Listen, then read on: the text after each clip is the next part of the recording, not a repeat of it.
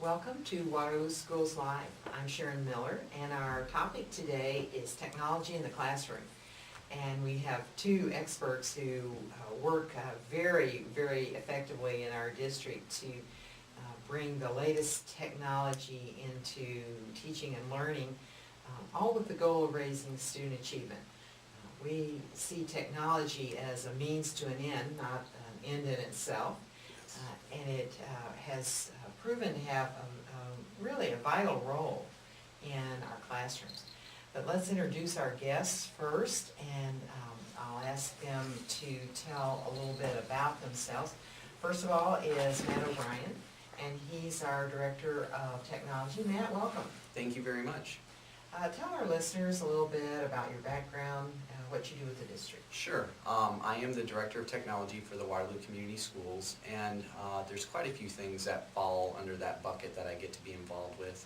I'm basically responsible for all the technology that we have in the district, ensuring that we have up-to-date and equitable and working technology, both in terms of the computers and tablets and other devices, and all the way up to our network and servers and switches, and operate a help desk to ensure that we're effectively and efficiently meeting the needs of our students and of our teachers and our staff as well.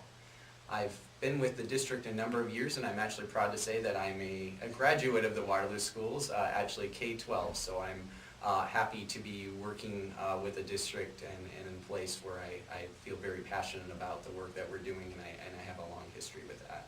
Well, and I can tell our listeners that the district is very fortunate to have Matt.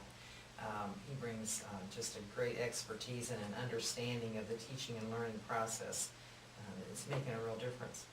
As does Ron Moreland, who is instructional technology coordinator, I think is the title. Ron, but you correct me if I don't have that just right. Welcome.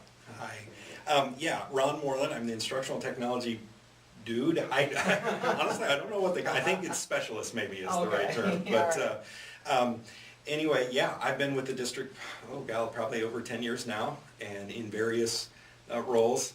Started as an elementary principal in the district back in the day at Jewett Elementary when it was still open. Spent a little time at Bunger as well as a middle school principal. Media technology person for the district for a while, and now I'm back in the role of instructional technology, which is really kind of a passion of mine. I've always been kind of a teacher first, but tech geek a little bit second, and so this role really fits me. Well, and our listeners may be able to tell from Ron's vocabulary already that he is a person who brings a lot of creativity and excitement to the classroom and integrating technology into the teaching and learning process. So we're glad to have both Matt and Ron.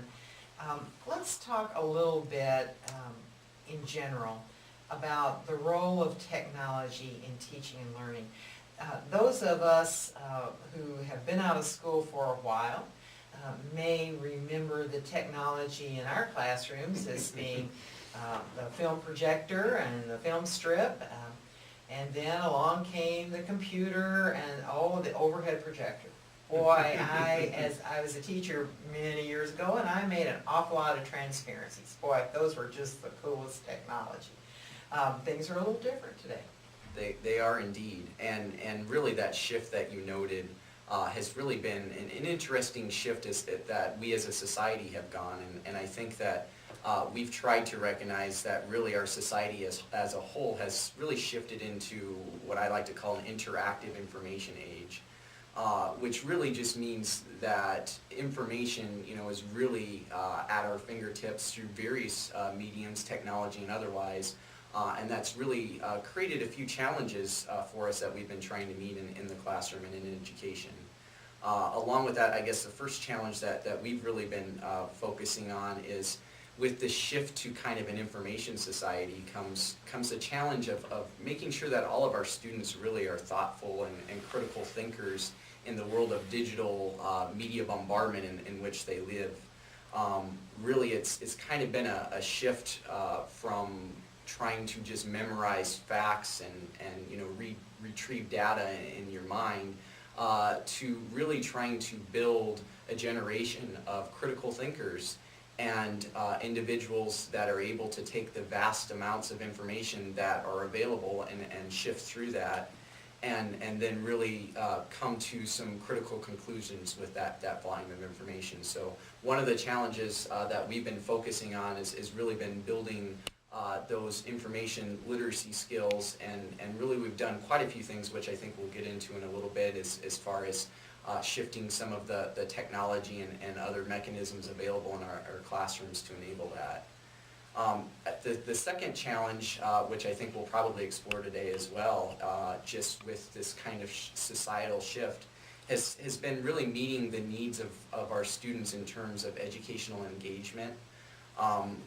Honestly, kids these days are truly bombarded with media, and they've grown up with media. You know, it really is an interactive society in which they live. There's statistics out there that shows an average student spends 6, 7, or more hours a day in some type of a media-based activity, whether that's online with a computer or with an Xbox, a Wii, TV, or whatnot. So really, we've tried to recognize that because we live in such a world of media bombardment, that we really have some unique challenges as we educate and try to engage this digital generation of students. Specifically, there's been some surveys that have gone out that have really highlighted some gaps perhaps between really the students' media savviness and perhaps some schools' ability to leverage those media tools in the classroom. So we've really tried to bridge what is kind of called that digital disconnect and ensure that we're really empowering our teachers with the resources and supports and professional development that they really need to effectively incorporate engaging technologies to help maintain engagement of this digital generation. You know, you touched on something that I want to explore a little more, Matt. There is a difference between being able to use some of these technological devices such as the smartphones or the iPads or even computers, being able to use the technology, navigate around to different screens and menus and all, and being able to place some sort of value judgment, some analysis Absolutely. on the usefulness of information and the actual validity of information. Information literacy skills is really what you're touching on in both information literacy and media literacy. And that's really something that we've been finding and that lots of others have been finding as well, that our kids these days are truly growing up wired differently, and they definitely know how to use the device. Oftentimes they can navigate around or use a device better than most of the adults perhaps in the school system. But the piece that is often missing is really those information and media literacy skills that really empowers them to use technology properly and use it in a way that it actually becomes, you know, a benefit to them as opposed to a distraction, and really back to kind of the critical thinking skills that I mentioned earlier, really use devices in an appropriate way to be able to gather quality information, to be able to make informed and critical decisions.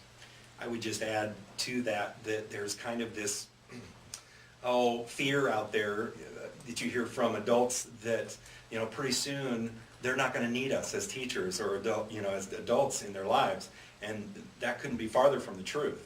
The fact that they're savvy with the technology devices does not mean that they're savvy with their thinking and using the devices, and we need adults to guide them through how to be savvy, smart, be able to decipher, know when they're getting a bombardment from the media that is biased in some way, and those are all, like Matt said, those information literacy and media literacy skills that it's going to take savvy adults to help kids, because they are kids. Even though they're skilled kids, they need those people to guide them through that. Well, let's talk a little bit about some of the kinds of technology, the types of technology that are prevalent in our classrooms. For example, the Promethean ActiveWorks, those Sure. smart whiteboards. Let's talk a little bit about what those are and how they've changed our classrooms. Yeah, and I think some at least of the community has been perhaps aware of our Promethean initiative, which was really getting a digital whiteboard or an interactive whiteboard which hooks to a computer and has all sorts of power in that regard in making presentations and lessons much more interactive.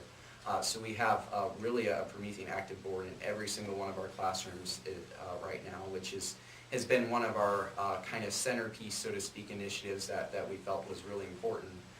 But I think some pieces that have gone along with that, that maybe the community isn't as aware of, are some other components that we've been trying to leverage. One of which we've actually have in all of our classrooms as well, a student response system, which at our elementary level it's called Active Votes, which is just kind of a little, looks like a little egg-shaped type of handheld device that teachers are able to leverage to poll the students, either planned or the real power comes if they're doing just kind of a sporadic, let's do a quick check for understanding, see where the class is at. So lots of different applications that our teachers have been able to leverage those two. And in our secondary schools, we actually have a similar device. It's slightly larger and it allows students to do, or teachers to do kind of those multiple choice quick polls. But it also allows for a little bit of a deeper feedback in that it allows the students to text in short answers, that type of thing as well. So it's really been a powerful device for our teachers to be able to leverage to check for understanding, to see where their class is at. And it's also really, I think, helped level the playing field. One of the items when you have a mixture of different students that perhaps have, you know, different dispositions or whatnot is oftentimes you have problem getting all of your students engaged and feedback from all of your students. A tool such as that really helps kind of level the playing field and empower even maybe a more shy student to give feedback, which is really been, you know, important and I think been beneficial for a lot of our classrooms. I would just tag along with that in that, you know, the word that Matt's used a few times, and you'll hear it from our district, engagement. Can you imagine, you know, if you're imagining your classroom when you grew up, chances are about 5 or 6 people in the classroom raise their hand, and probably of those 5, 3 people were often called on. In this scenario, every kid can have a voice and express their opinion and their thoughts on any given question, be it a formal multiple choice question or even, like Matt said, the power of an impromptu question of, how many think, you know, would you do this or would you not do this? You know, if you're having a critical thinking discussion, every kid has a voice and they can explain their answer then. And follow up a little bit, if you will, on the role that engagement plays in student learning and student achievement. Yeah, I mean, it really is simple. The things I care about are the things I remember and learn. I mean, that's the way it works for me. And so if we can get kids to engage, almost, this is going to sound terrible, but trick them into learning a little bit, because make it fun, make it interactive. They love to you know, kids, you've seen them on their phones and texting. They want to be connected. Well, technology gives us this great opportunity to connect kids not only with themselves but with their teacher. For the first time, we have kind of a seamless connection between teachers and kids, and I think Matt's going to probably talk a little bit about our student email initiative as well, which is going to connect them even more. So. And then one more follow-up on this particular capability. You talked about teachers being able to give kind of on-the-spot quick assessments of where kids are. What's the value of that in student learning? I think that the value is really back to another initiative that the district has done, which is really trying to make instruction more data-driven, and instead of the old, what's often called factory model, where, you know, all of the students are just listening to a teacher lecture the same topic every day. It really enables the teacher to make learning more individualized, as well as really get that instant feedback that has been somewhat impossible to get in the past, to know really, how the class is perhaps grasping the topic at hand. So it's, I think, been very powerful, both in helping the teacher make better decisions in terms of their instruction, as well as empowering the teacher to